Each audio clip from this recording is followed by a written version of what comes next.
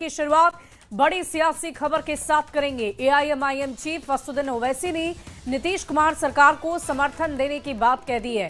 साथ ही उन्होंने शर्त रखी है कि सीमांचल के लोगों को उनका हक मिले। ओवैसी ने ये बात अमौर में एक जनसभा में कही। उन्होंने कहा कि सीमांचल दशकों से उपेक्षा का शिकार हो रहा है, अब स्थिति सुधर जानी चाहिए।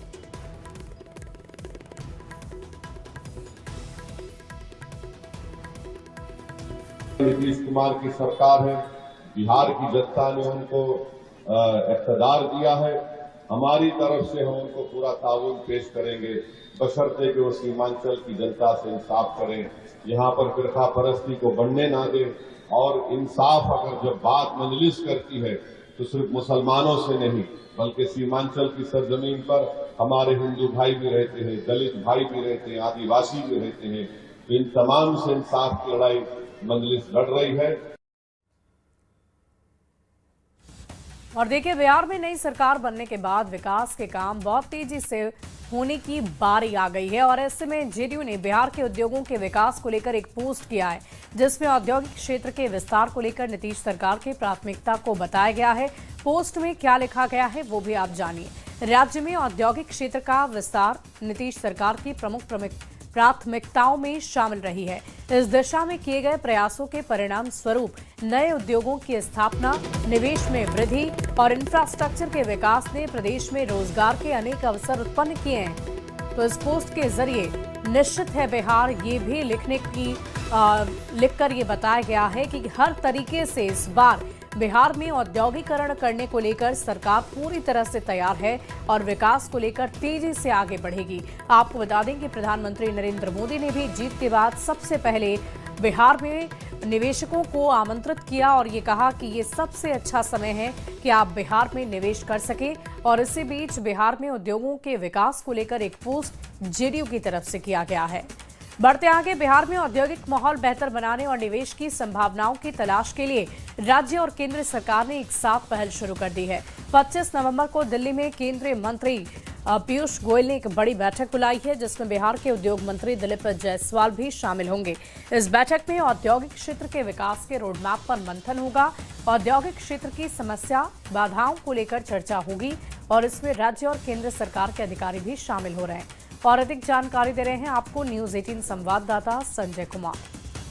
नीतीश कुमार के नेतृत्व में बिहार में एनडीए की नई सरकार बनने के बाद सरकार की प्राथमिकता राज्य में कानून का राज स्थापित करने के अलावा रोजगार के अवसरों में बढ़ोतरी और पलायन रोकना है।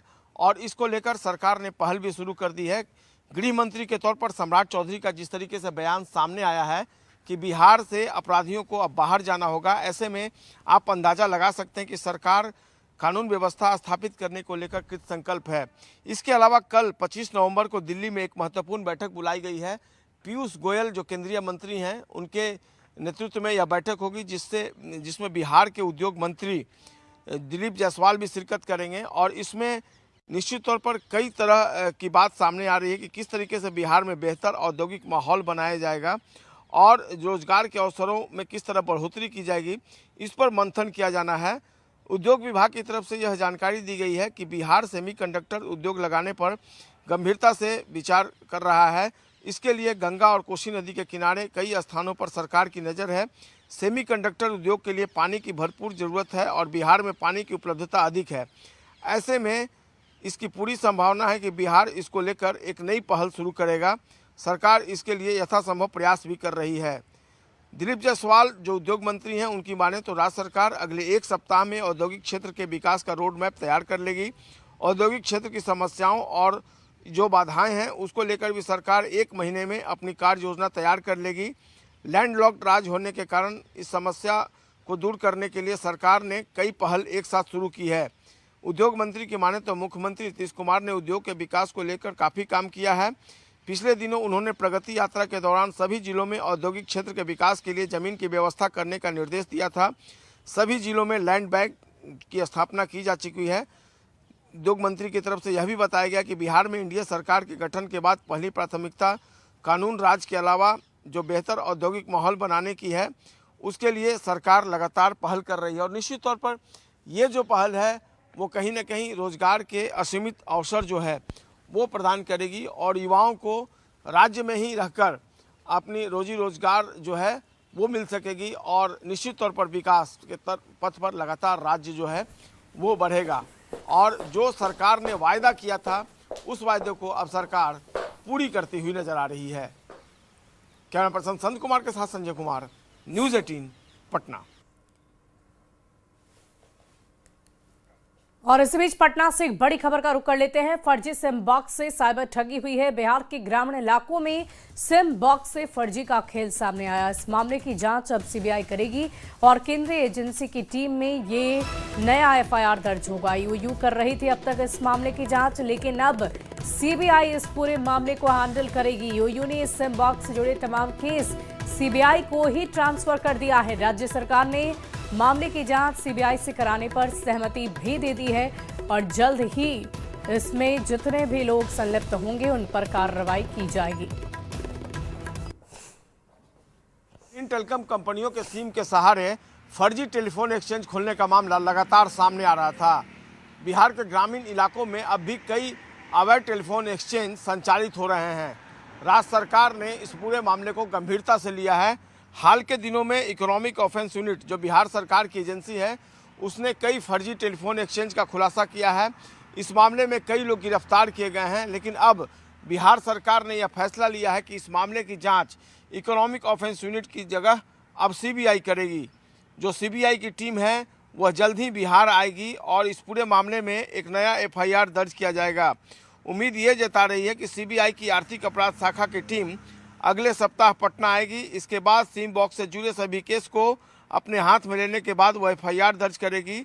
बिहार सरकार ने इंटरनेशनल कनेक्शन वाले इस मामले की पहले ही सीबीआई से जांच करने की अधिसूचना जारी कर दी है। इसके बाद ईओयू जो है उसने भी सिम बॉक्स से जुड़े तमाम केस सीबीआई को सौंप दिए हैं। राज्य सरकार की अनुशंसा के बाद सीबीआई इस मामले की जाँच शुरू करने जा रही है। इससे जुड़े दस्तावेज भी तैयार कर लिए गए हैं जिन्हें मांगे जाने के बाद सीबीआई को सौंप दिया जाएगा। इस साल जुलाई अगस्त महीने में सिम बॉक्स से साइबर ठगी के कई मामले सामने आए हैं। जुलाई में सुपौल के 21 साल के हर्षित कुमार को 4 सिम बॉक्स के साथ गिरफ्तार किया गया था। जुलाई के ही अंतिम सप्ताह में भोजपुर के नारायणपुर में मुकेश कुमार नामक एक युवक को 4 सिम बॉक्स के साथ गिरफ्तार किया गया था। इस मामले में झारखंड के देवघर से मुकेश महतो को पकड़ा गया था। इसके बाद सितंबर महीने में मोतिहारी में भी इसी तरीके का मामला सामने आया था, जिसमें सिम के सहारे फर्जी टेलीफोन एक्सचेंज चलाया जा रहा था। वाराणसी में भी सिम बॉक्स की बरामदगी हुई थी। हालांकि छापेमारी के दौरान गिरोह का सरगना जो था अंजनी उर्फ नेताजी वो फरार हो गया था। मार्च 2024 में भी गोपालगंज में ऐसा मामला पकड़ा गया था। तो निश्चित तौर पर जिस तरीके से ये मामले लगातार सामने आ रहे हैं उससे इस बात की जानकारी मिली है कि एक बड़ा नेक्सस इसके पीछे काम कर रहा है और राज्य सरकार चाहती है कि इस पूरे नेक्सस को खंगाला जाए। और यही कारण है कि अब सेंट्रल इन्वेस्टिगेशन एजेंसी सीबीआई को इस पूरे मामले की जांच सौंपी गई है और सीबीआई निश्चित तौर पर इस पूरे मामले की जांच पूरे नेक्सस का खुलासा करेगी और इसमें कई लोग पकड़े जाएंगे। और अभी भी ये इनपुट है कि बिहार के कई इलाकों में फर्जी तरीके से इनपुट जो एक्सचेंज है टेलीफोन एक्सचेंज वो काम कर रहा है। दरअसल जो स्थानीय लोग होते हैं उनको कम रेट पर इन्हीं सिम के सहारे जो टेलीकॉम कंपनियों के जो सिम होते हैं उससे इंटरनेशनल कॉल पे बात कराई जाती है। ऐसे में सरकार को राजस्व की भारी क्षति होती है, लेकिन सरकार ने मन बना लिया है इस नेक्सस को तोड़ने का और लगातार कार्रवाई करने का। देखना होगा सीबीआई कैसे इस पूरे नेक्सस को तोड़ती है और किस तरीके से इस पूरे मामले का खुलासा करती है। कैमरा पर्सन संत के साथ संजय कुमार, न्यूज़ 18 पटना। अगली खबर मुंगेर से, जहां साइबर ठगों ने शेयर ट्रेडिंग के लिए लाखों रुपए की ठगी कर ली। साइबर अपराध को लेकर जागरूकता अभियान चलाए जाने के बावजूद लोग अधिक पैसे कमाने को लेकर लालच में फंस जाते हैं। ताजा मामला कासिम बाजार निवासी कृष्णा कुमार पांडे से जुड़ा है, जिन्होंने टेलीग्राम के एक फर्जी ट्रेडिंग ग्रुप के बहकावे में आकर 2,94,000 रुपए गंवा दिए। पहले 10,000 रुपए निवेश किया, कुछ ही देर में 15,000 रुपए वापस मिल गए, जिसके बाद निवेशक धीरे धीरे सारे पैसे लगाते चले गए। देखते ही देखते साइबर ठगों ने 2,94,000 रुपए उड़ा लिए। सोशल मीडिया के प्लेटफॉर्म से एक ग्रुप बनाकर या उस तरह का एक फॉर्म करके, खुद फेक फॉर्म करके, कुछ लोग जो उनके अपने होते हैं उनके साथ मिल करके एक ग्रुप फॉर्म करके और वो लालच देते हैं आम जन को और ट्रेडिंग के माध्यम से या उस तरह का कोई भी लुक्रेटिव आइडियाज़ जो हैं उसको फ्लोट करते हैं और उसको ज्वाइन करवाते हैं और पैसा मिलेगा, 5 का 10 मिलेगा, 10 का 20 मिलेगा, आप ये कर लीजिए, आपको पूरा पैसा मिल जाएगा। इस तरीके करके वो छोटे अमाउंट को बड़ा ठगी में बदल देते हैं। सम्राट चौधरी का मुंगेर दौरा, आज 2 दिन के दौरे पर जाएंगे मुंगेर। 2 दिन का तारापुर दौरा है उनका। चुनाव जीतने के बाद पहली बार अपने विधानसभा क्षेत्र जा रहे हैं। जनादेश के लिए आभार व्यक्त करेंगे। अधिकारियों के साथ उनकी बैठक होगी। डिप्टी सीएम गृह मंत्री हैं सम्राट चौधरी और देखिए जीत के बाद अपने विधानसभा क्षेत्र यानी कि तारापुर पहुंचेंगे और वहां का दौरा करेंगे। जनता का आभार व्यक्त करेंगे। अधिकारियों से बातचीत होगी, बैठक होगी और आज का दिन सम्राट चौधरी के लिए महत्वपूर्ण। अपने क्षेत्र में जा रहे हैं और अपने क्षेत्रों के लोगों का धन्यवाद करने जा रहे हैं। देखिए, सम्राट चौधरी की गृह मंत्री बनने के 24 घंटे के अंदर पुलिस ने एक अपराधी का एनकाउंटर कर लिया है। बेगूसराय में पुलिस के साथ मुठभेड़ में कुख्यात अपराधी घायल हुआ और काफी संख्या में हथियार बरामद किए गए। सम्राट चौधरी ने यह साफ कर दिया कि बिहार अपराधियों के लिए नहीं, अपराधियों को बिहार छोड़कर जाना ही पड़ेगा।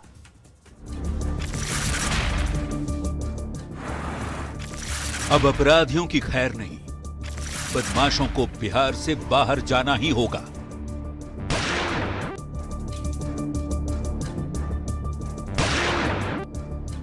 ये सीधा संदेश है बिहार के नए गृह मंत्री सम्राट चौधरी का। अपराधियों के लिए खैर नहीं है, अपराधी के लिए ये बिहार नहीं है, बिहार से बाहर ही अपराधी को जाना होगा। गृह मंत्री का पदभार संभालते ही सम्राट चौधरी ने साफ कर दिया कि अब किसी भी अपराधी के लिए बिहार में कोई जगह नहीं है। बिहार में नीतीश कुमार का कायम किया हुआ सुशासन जारी रहेगा। नीतीश कुमार के मार्गदर्शन में सुशासन को पूरी तरह से स्थापित किया जाएगा। बिहार में सुशासन है, बिहार में एक व्यवस्था कड़ी है।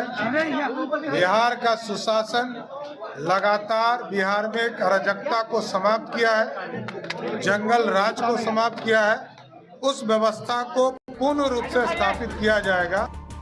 सम्राट चौधरी को गृह विभाग की जिम्मेवारी मिलते ही पुलिस का एक्शन जमीन पर दिखने लगा है। बेगूसराय में पुलिस और अपराधियों के बीच मुठभेड़ हुई। पुलिस की जवाबी कार्रवाई में कुख्यात अपराधी शिवदत्त राय को गोली लगी। घायल शिवदत्त सहित 2 अपराधियों को पुलिस ने अरेस्ट किया और मौके से भारी मात्रा में हथियार भी बरामद किए।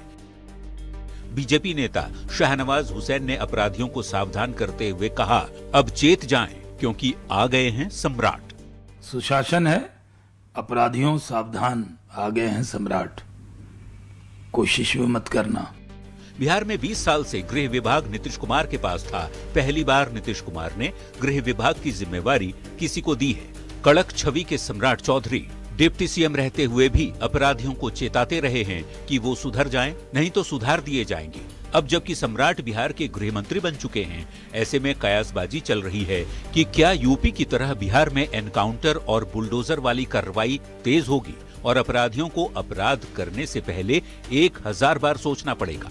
न्यूज 18 के लिए पटना से धर्मेंद्र कुमार, दिल्ली से अमितेश और बेगूसराय से संतोष के साथ ब्यूरो रिपोर्ट। और देखिए, गृह मंत्री का पदभार संभालते ही सम्राट चौधरी ने ये साफ कर दिया कि अब किसी भी अपराधी के लिए बिहार में कोई जगह नहीं है। बिहार में नीतीश कुमार का कायम किया हुआ सुशासन जारी रहेगा। नीतीश कुमार के मार्गदर्शन में सुशासन को पूरी तरह से स्थापित किया जाएगा। इस पर जेडी प्रवक्ता नीरज कुमार ने बयान दिया है। उन्होंने कहा कि नीतीश कुमार के सुशासन को बढ़ाने की बात सही है। पुलिस को खुली छूट दी गई है। अपराधी पर कानूनी वज्रपात चलता रहेगा। पदभार संभालते ही उन्होंने जो मंतव्य दिया है कि नीतीश कुमार जी के सुशासन को आगे बढ़ाएंगे, तो सुशासन का मतलब ही होता है अपराधी गुंडा लंपट पर कानूनी वज्रपात, और ये कानूनी वज्रपात लगातार चलता रहेगा। अपराधी का खैर कहाँ है? अरे किसी जाति धर्म वंश बिरादरी पार्टी के रहोगे, अगर गलत करोगे तो लाल घर में पाए जाओगे। कोई बचाने वाला नहीं, कोई राजनीतिक हस्तक्षेप नहीं। तो माननीय सम्राट चौधरी जी द्वारा दिया गया मंतव्य नीतीश कुमार जी के सुशासन के को और मजबूत करता है। मिल प्रोसेसिंग की छोटी छोटी मिलें जिले में रोजगार का एक बहुत बड़ा केंद्र बन गया है। इन मिलों ने करीब 2000 मजदूरों को रोजगार दे रखा है। तिल प्रोसेसिंग मिल जिले की मजबूत अर्थव्यवस्था बन गई है। यही वजह है कि यहाँ के स्थानीय युवा दूसरे राज्यों में जाने के बजाय मिल में ही काम करना ज्यादा पसंद कर रहे हैं। कच्चे तिल को गुजरात, कानपुर सप्लाई किया जाता है। पटना, गयाजी सहित बड़े बड़े शहरों तक यहाँ के प्रोसेस्ड तिल को भेजा जाता है। बाहर में 400 मिलते हैं, यहाँ भी 450 है, तो अच्छा बात है ना। बाहर में जाके क्या करेंगे हम लोग? 450 घर पे मिलेगा तो 400 में क्या करेंगे बाहर जाके? वो भी 12 घंटा काम लेगा, यहाँ 12 घंटा करेंगे तो 700-800 रुपया बनता है, वहाँ 600 रुपया बनेगा। तिल आता है बाहर से, कानपुर से, गुजरात से, या फिर इधर लोकल में भी। तो इस साल तो लोकल फसल नहीं है, पानी से गल गया, तो वही कानपुर या फिर गुजरात से, राजकोट साइड से आया, उसी को छील के और उसको हलवाई लोग ले जाते हैं तिलकुट